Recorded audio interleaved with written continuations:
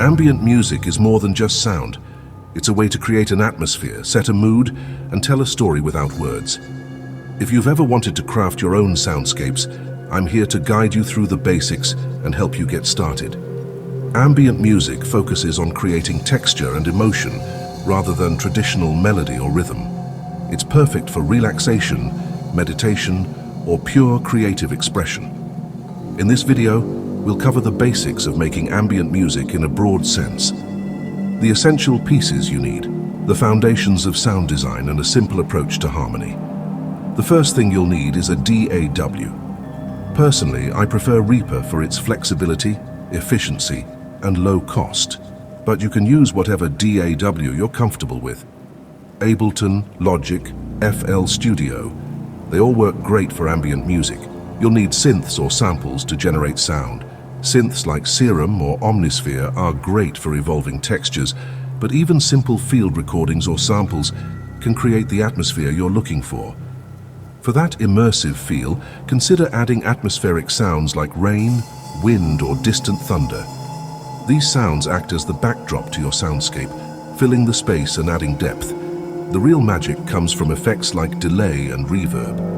I personally love Valhalla Supermassive for its expansive reverb and delay effects, which can turn simple sounds into lush, wide atmospheric textures.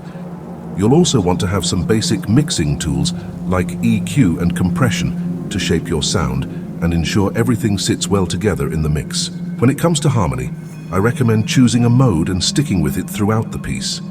A mode is just a scale, but it gives your music a certain mood or flavor. For ambient music, my go-to mode is Aeolian, or the natural minor scale. It gives a reflective, melancholic feel, which works beautifully for creating a sense of space and introspection. The reason I stick to a single mode is because it simplifies the harmony and ensures everything fits together. By focusing on just one mode, you avoid tonal clashes that can arise with long reverbs and evolving sounds. When everything is rooted in the same mode, even if you're not following a traditional chord progression, the harmony still feels cohesive. The beauty of working with a single mode is that each part can move independently and will always sound harmonically correct. For example, you can write a bass line completely independent of the melody line, and they don't even have to match in length or number of measures. They will always sound good together because they are rooted in the same mode. This concept comes from Brian Eno's Music for Airports. If you're not familiar with this classic ambient piece, I highly recommend checking it out for inspiration. It's a perfect example of how you can create a beautiful soundscape with simple, evolving elements that don't follow traditional chord progressions or rhythm structures. Once you have your mode in place, you can start layering different sounds. Ambient music is all about texture, so don't be afraid to use multiple layers that evolve at different rates.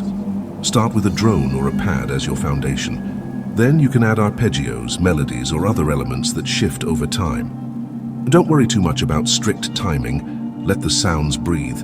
You can also add layers of subtle noise like wind or distant sounds of nature to fill out the mix and give the track a sense of space and depth. Now that we've covered the basics, let's dive into sound design. For ambient music, the sound itself is just as important as the melodies and harmony you create. You'll need your synths, atmospheric samples, and those all-important effects. Start with a warm pad sound, using a soft synth or a sample. I like to use evolving sounds that have a lot of texture, especially ones that can breathe and shift over time. Try to keep the sound rich and full, so it can hold space in the track. Then you can add some texture with noise or field recordings like wind, rain, or other organic sounds. These will fill out the atmosphere and give the piece more depth. Now, let's modulate. I love to add movement to my sounds, especially in ambient music. You can modulate parameters like filter cutoff with LFOs or envelopes. This creates subtle changes over time and gives the piece a sense of evolution. The more you experiment with this, the more you'll find your own unique sound. One final tip. Think of harmony as a palette where the textures fill the space between the notes, allowing your soundscape to breathe and evolve naturally. The longer you work with one mode, the more you'll notice how free and expansive your music can feel. Once you've got all your layers in place, make sure to leave space for the reverb and delay to work their magic. These effects can create that lush, expansive sound that defines ambient music. To recap, creating an ambient soundscape starts with the essentials: your DAW, synths or samples, atmospheric sounds, and effects like reverb and delay.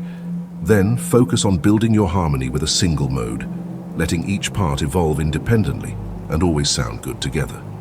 Now it's your turn to create your own world of sound. Play around with these ideas, experiment with new textures, and let your imagination guide you.